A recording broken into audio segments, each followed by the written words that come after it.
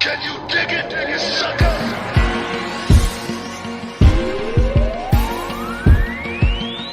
You know what's weird? I don't know if we've ever had this conversation about the female GOAT.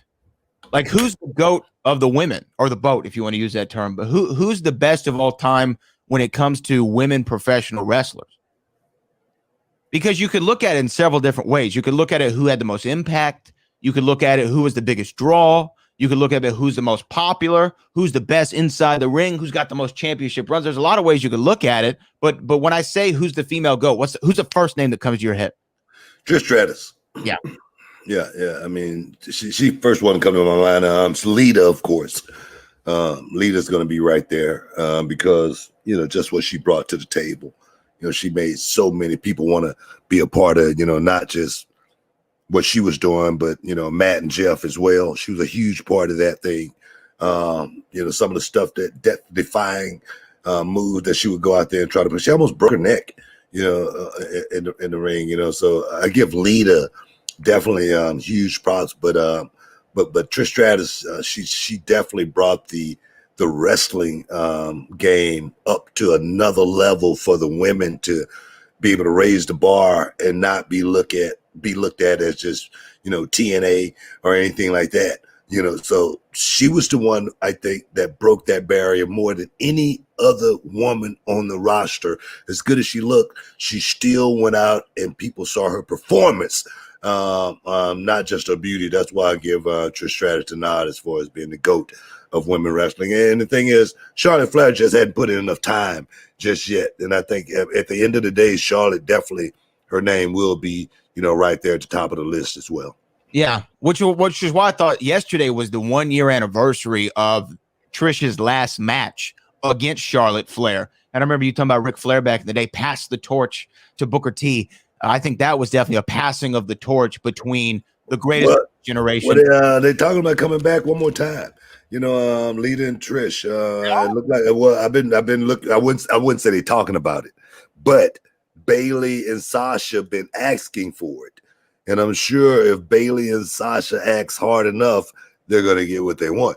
Because I'm sure Trish is chomping at the bit to get back in the ring just one more time, as well as Lita. Man, Lita's always, she's like me. I'm always available when I'm available. So definitely, I can see that match right there happening. And one thing about Trish and Lita, man, they still have that. I don't know that.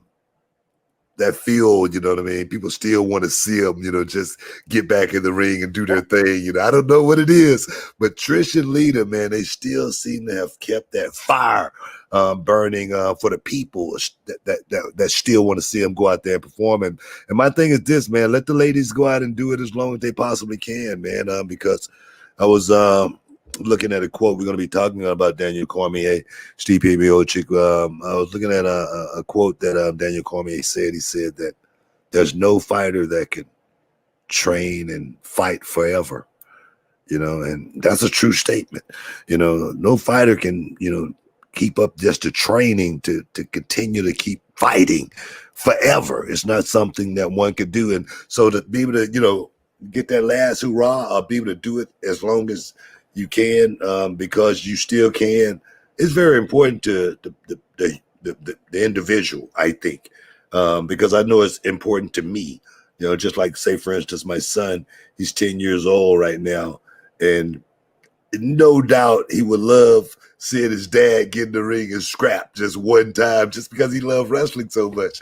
And I asked him a couple of days ago, I say, hey, Kendrick, would you like to see dad in the ring, one time, and he said, yeah, so I was like, it motivates you. I listen to MVP, right now say that's one of the biggest reasons, he's so motivated right now, because his son is growing up and watching him, and now, and he's on television, and doing it big. So yeah, man, as long as you could do it, as long as you still had a fire and desire to be able to go out there and do it, as long as you know what you're going to be in for the next day, the morning after, you good to go, because that morning after, you're going to be hurting, brother. you know, our sister, whatever it is. But when you got it in your heart, man, that's what you do. You just push yourself.